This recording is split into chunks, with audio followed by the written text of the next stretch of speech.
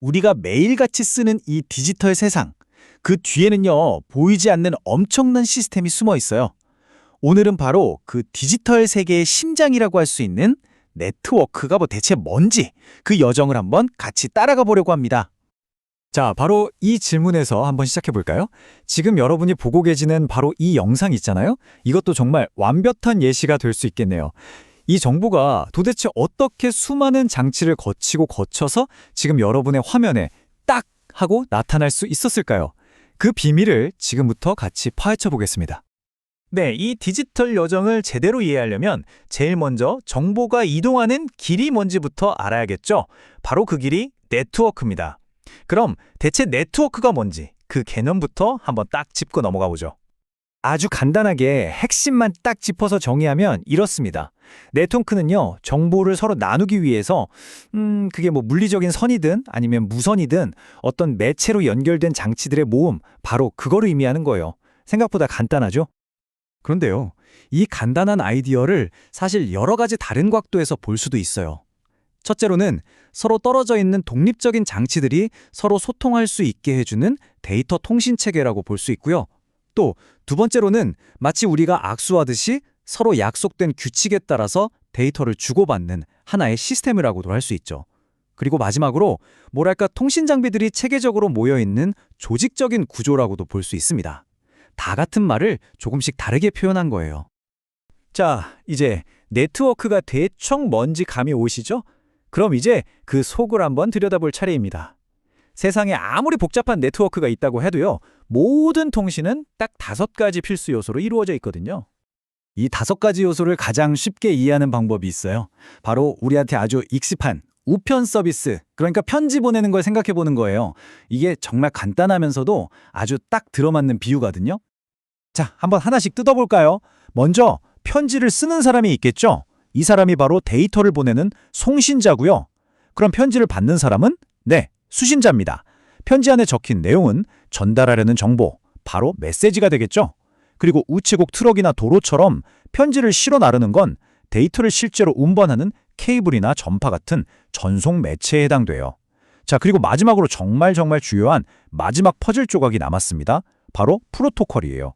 이게 뭐냐면 주소는 어떻게 써야 하는지, 우표는 뭘 붙여야 하는지 같은 배달 절차 있잖아요. 이런 것처럼 이 모든 과정이 문제없이 착착 진행되게 만드는 약속, 즉 규칙인 거죠. 근데 여기서 진짜 재밌는 게 바로 이 프로토콜이라는 거예요. 한번 생각해 보세요. 보내는 사람이랑 받는 사람이 서로 다른 언어를 쓰거나 주소 적는 방식이 완전 다르다면 어떻게 될까요? 편지가 제대로 도착할 리가 없겠죠? 네트워크도 똑같습니다. 모두가 함께 따르는 이 규칙, 즉 프로토콜이 없으면 통신 자체가 아예 성립이 안 되는 거예요. 자, 지금까지 네트워크가 무엇인지 그리고 통신에 누가 참여하는지를 알아봤습니다. 그럼 이제 네트워크가 궁극적으로 이루려는 목표, 그러니까 왜 존재하는지 그 사면이 뭔지 한번 알아볼 차례입니다. 모든 네트워크는요, 크게 3가지 핵심 목표를 가지고 있어요. 첫 번째는 정확성입니다. 말 그대로 데이터가 깨지거나 변하지 않고 원본 그대로 도착해야 한다는 거죠. 이걸 위해서 오류 제어 같은 기술들이 쓰이고요. 두 번째는 효율성입니다. 그냥 보내기만 하면 되는 게 아니라 최대한 빠르고 또 자원은 적게 써서 보내야 한다는 거예요. 여러 신호를 한꺼번에 묶어서 보내는 신호 다중화 같은 기술이 바로 이런 효율성을 위한 거죠. 그리고 마지막으로 보안성입니다. 중간에 누군가 데이터를 훔쳐보거나 바꿀 수 없도록 안전하게 보호해야 하죠. 우리가 흔히 쓰는 VPN이나 암호화가 바로 이 역할을 하고요. 근데 여기서 재밌는 건 이 3가지 목표가 서로 부딪힐 때가 있다는 거예요. 예를 들어서 보안을 엄청 강화하려고 암호화를 복잡하게 걸면 그걸 처리하는 데 시간이 더 걸리니까 효율성은 떨어질 수 있거든요. 그래서 이 3가지 사이에서 균형을 잘 잡는 게 네트워크 기술의 핵심이라고 할 수 있습니다. 자, 그럼 이제 약간은 추상적인 개념 이야기에서 벗어나서 우리가 매일같이 접하는 실제 네트워크 세상으로 한번 눈을 돌려볼까요? 방금 말한 이런 핵심 원리들이 현실에서는 과연 어떻게 적용되고 있을까요?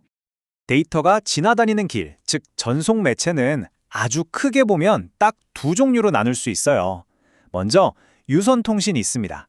이건 우리가 흔히 보는 랜선이나 광케이블처럼 눈에 보이는 물리적인 선을 통해서 데이터를 보내는 방식이죠. 반면에 무선 통신은 와이파이나 오지처럼 눈에 보이지 않는 신호를 이용해서 공기 중으로 데이터를 숑 하고 전달하는 방식입니다. 네, 바로 이 두 가지 방식, 이게 네트워크를 나누는 가장 기본적인 기준이에요. 하지만 이건 정말 거대한 네트워크 세계의 시작점일 뿐입니다. 이 유선과 무선을 기반으로 해서 이게 얼마나 먼 거리를 가는지, 또 누가 쓰는지에 따라서 사무실 안에서 쓰는 작은 랜부터 도시 전체를 잇는 MAN, 그리고 전 세계를 연결하는 WAN처럼 정말 어마어마하게 다양하고 복잡한 네트워크 종류들이 생겨나는 거죠. 우리가 정말 아무 생각 없이 하는 클릭 한 번, 스크롤 한 번, 그리고 영상을 보는 이 순간까지도 전부 오늘 우리가 살펴본 이 보이지 않는 시스템 위에서 일어나고 있는 일입니다. 다음에 인터넷을 쓰실 때 문득 이런 생각이 들지도 몰라요. 아, 지금 내 데이터는 어떤 길을 따라오고 있을까? 여러분은 이 기나긴 정보의 여정 중에서 어떤 부분이 가장 먼저 떠오르실 것 같나요? 데이터를 보내는 서버일까요? 아니면 이 모든 걸 가능하게 하는 약속, 프로토콜일까요? 한 번쯤 생각해 보시는 것도 꽤 재밌을 겁니다.